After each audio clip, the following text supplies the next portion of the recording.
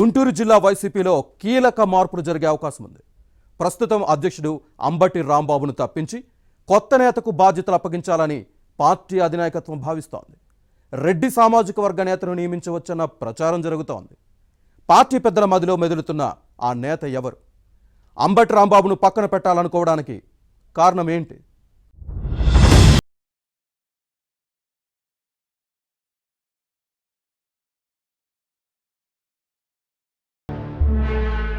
గుంటూరు జిల్లా రాజకీయ చైతన్యానికి పెట్టింది పేరు.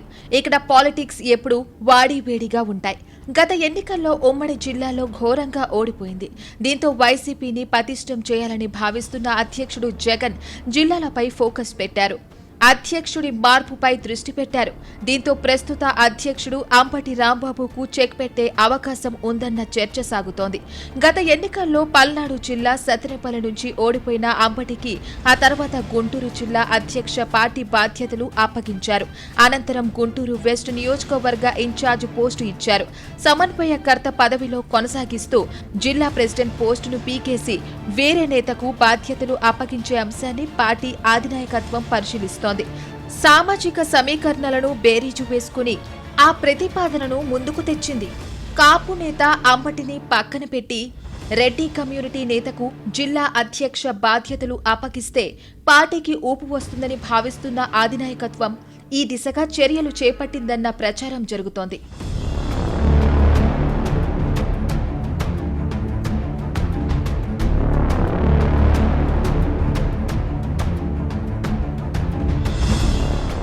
పార్టీ సీనియర్ నేత మోదుగుల వేణుగోపాల్ రెడ్డికి జిల్లా వైసీపీ బాధ్యతలు అప్పగించే అవకాశం ఉందని భావిస్తున్నారు.